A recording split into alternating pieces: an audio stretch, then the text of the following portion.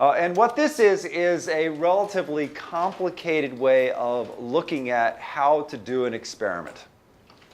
So one of the key things that science involves is testing ideas.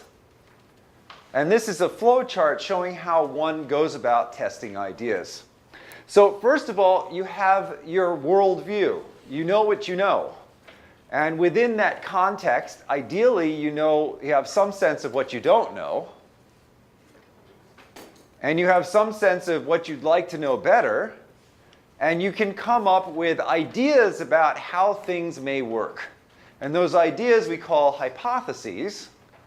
A hypothesis you can think of as an educated guess. I've got informed explanation up there. It's basically some way that you've come up with to describe how the world might work.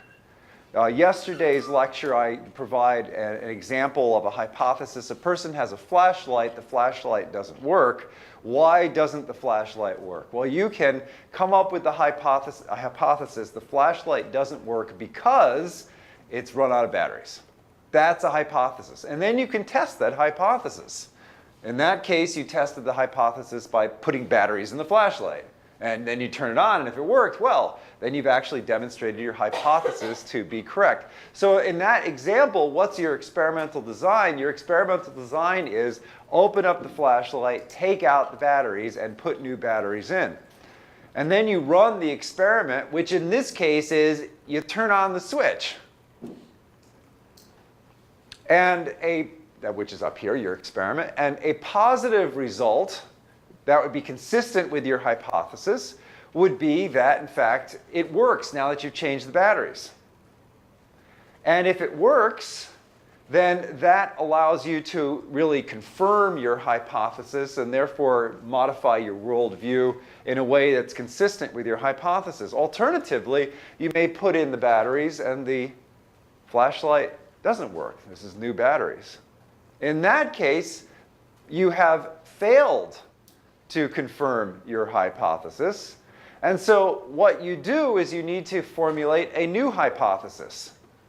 So coming from negative results, you go back and you reformulate your hypothesis. You come up with a new one. The example yesterday was that you asked the question, well, if it's not the batteries, is the bulb burned out? And then, of course, you could follow this through again, experimental design. I'm going to change the bulb. You do the experiment, it might come out positive or negative. When you get positive results supporting your hypothesis, that's great. When you get negative results refuting your hypothesis, you'll be disappointed, but at least you have useful information. What an ambiguous result is you really don't have information that is good enough to really draw any conclusions from.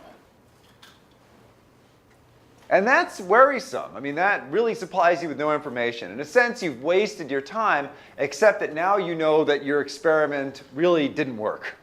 And when that happens, you go, following this gray line, you go back to your experimental design and you try to figure out how to modify what you're doing in such a way that you, in fact, can get either positive or negative results.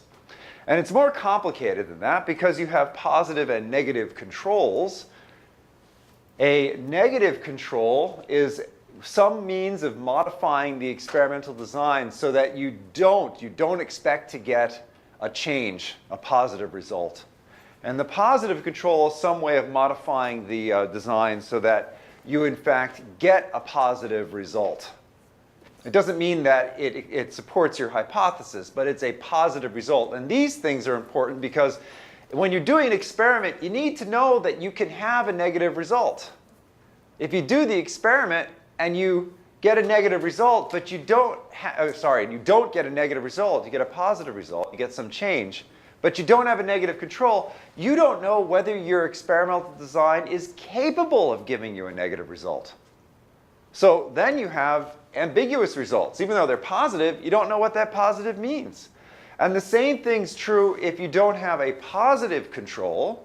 So if you do your experiment and you get negative results, nothing changed. If you don't have a positive control, it might be that nothing changed because the system you're working with can't change. It doesn't work. So you always try to design into experiment something that tells you whether the system you're working with works, and also something that tells you that the system, other than what you're doing experimentally, is capable of giving you a lack of change. And these are things that I talk about more during the lecture 1. This is really referring back to that. So when you're doing your experiment, you might get a positive result, you might get some change. I've shown this separate from the positive control because the change might not be to the extent you see in the positive control. Or you might get a negative result, which would be identical to your negative control. So that complicated process is how it is that people do experiments. Now that's not what all of science is about.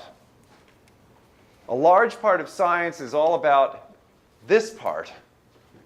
Getting the information into your brain, your understanding of the world, so you can start formulating informed explanations, which you can then test.